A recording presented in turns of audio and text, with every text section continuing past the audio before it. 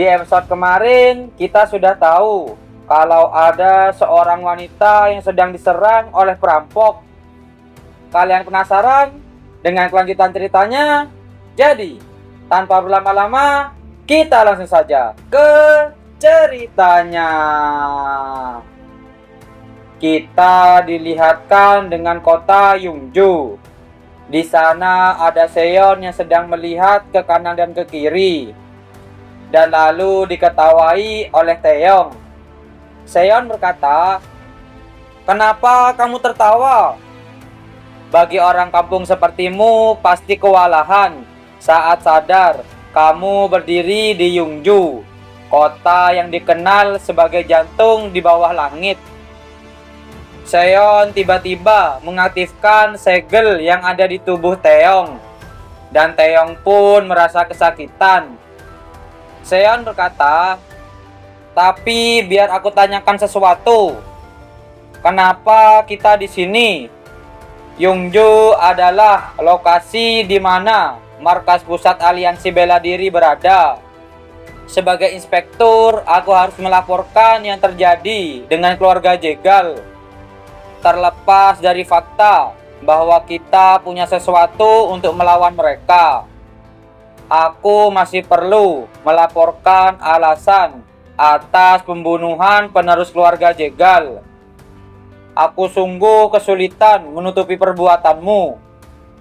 Aku sudah dengar itu, tapi yang aku tanyakan adalah kenapa kita duduk di sini? Maksudku, kenapa kita nonton pertandingan orang aneh itu? Aku adalah saksi resmi untuk pertandingan hari ini. Dan ada seseorang yang aku ingin lihat. Dia adalah Lee Seong. Setidaknya kamu pernah dengar Shinwo, pedang terbaik di Hwasan. Hwasan, pedang terbaik? Sepertinya aku tidak pernah dengar. Shinwo, pedang terbaik Hwasan, dikatakan yang terkuat di antara mereka yang tidak lolos menjadi 10 seniman bela diri terbaik. Beberapa orang bahkan bilang keterampilannya melampaui 10 seniman bela diri terbaik. Tunggu, bukannya kamu bilang kamu tepat di bawah 10 seniman bela diri terbaik? Tentu saja aku lebih kuat. Pak tua itu hanya orang lama. Saya mengerti, Master. Tolong tenang. Bagaimanapun, pedang terbaik Hwasan ini adalah master dari seorang murid yang dibesarkan Hwasan. Dia adalah masa depan Hwasan, dan dia mungkin jadi sainganmu. Pesaing untuk posisi di antara 10 seniman bela diri terbaik di generasimu. Dengan tiba-tiba orang yang di arena berkata, "Inspektur Taeyong, ada apa? Kalau Anda izinkan, saya ingin menantang murid Anda berduel."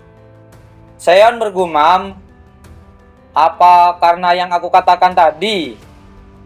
Dengan tiba-tiba ada seseorang yang berlari ke arah Taeyong, dan dia berbisik-bisik kepada Taeyong. Lawannya sebenarnya Lee Seong Hwasan terlambat. Taeyong berkata, "Baiklah, aku izinkan." Apa? Dan akhirnya Seon pun terpaksa meladeni tantangannya. Seon berkata, "Kamu akan bertarung 2 kali berturut-turut. Bukankah itu akan merugikanmu?" "Tidak masalah. Aku anggap ini pemanasan." Taeyong bergumam, "Geugamjo Maden, murid terbaik Spirit Huygon. Muridnya Huygon, salah satu dari 10 seniman bela diri teratas. Kalau dia menang, reputasiku juga akan naik. Tapi entah kenapa, aku merasa ingin mendukung Gyeonggamjo." Seon berkata, "Baiklah, karena ini hanya pemanasan, akan kupastikan untuk tidak melukaimu. Aku tidak berencana sebaik itu. Aku tidak pernah belajar bagaimana cara bertarung tanpa membunuh lawanku." Jadi begitu. Pertarungan pun dimulai. Geum Gangjo pun sudah bersiap untuk menyerang Seon. Para penonton mulai menertawakan Seon yang bergerak dengan gerakan aneh. Taeyong bergumam, dengan sikap cerobohnya itu, dia menangkis dan menghindari gerakanku. Jangan remehkan dia, atau kamu akan kena akibatnya. Di sisi Geum Gangjo, dia bergumam, aku dengar kamu baru di dunia bela diri, dan kamu menelan esensi darah iblis. Kamu akan membayar harga atas kecerobohanmu dalam melangkah ke dunia bela diri. Geum Gangjo langsung bergerak menyerang Seon. Akan tetapi tiba-tiba Seon menghilang dari tempat tersebut. Ternyata Seon berada di atas Geum Gangjo. Geum Gangjo bergumam, bagaimana ini bisa terjadi? Seon berkata, lambat sekali. Cakar itu hanya berguna untuk mengupil hidungmu. Geum Gangjo bergumam, aku lupa ajaran master. Bahkan saat memburu kelinci, binatang buas selalu mengarahkan segalanya. Geum Gangjo berkata, kali ini kamu harus mengarahkan semua kemampuanmu kalau kamu mau bertahan hidup melawanku. Kalau aku serius, hidupmu akan dalam bahaya. Geum Gangjo langsung menyerang Seon. Tetapi Seon bisa menghindari serangan-serangan dari Geum Gangjo.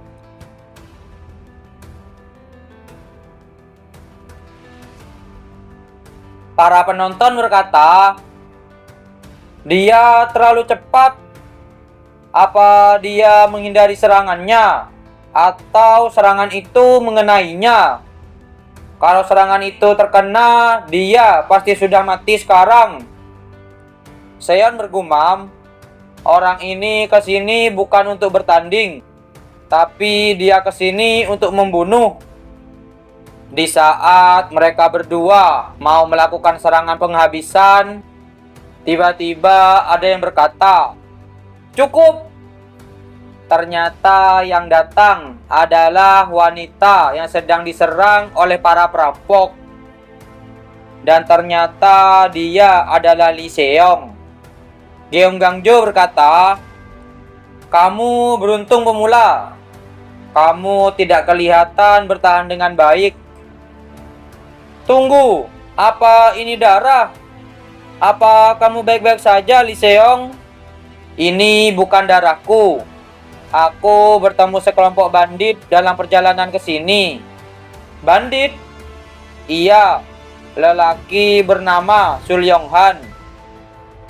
Dia mungkin bandit kejam, tapi kata orang, keterampilannya cukup mengesankan sampai mendapat perhatian para master. Pada akhirnya Lee Seong dan Geum Gangjo mulai bersiap mau bertarung. Geum Gangjo bergumam, Huasan benar-benar telah tumbang. Seputus asa apa mereka sampai mempertaruhkan masa depan sekte mereka pada seorang wanita? Tentu dia mungkin menarik perhatian dengan wajah cantik itu. Tapi bunga itu akan layu hari ini di tangan Geum Gangjo. Lee Seong berkata, aku akan menyerang terlebih dahulu. Lee Seong pun mulai mengeluarkan kekuatannya. Taeyong berkata, dia mulai 24 teknik gerakan pedang bunga plum. Tetapi serangan Lee Seong bisa diimbangi oleh Geum Gangjo. Lee Seong malah terdorong mundur oleh Geum Gangjo. Geum Gangjo bergumam, lihat baik-baik master. Baik itu Huasan, akan aku kalahkan. Aku akan membuat nama Howmoon bergema di seluruh dunia.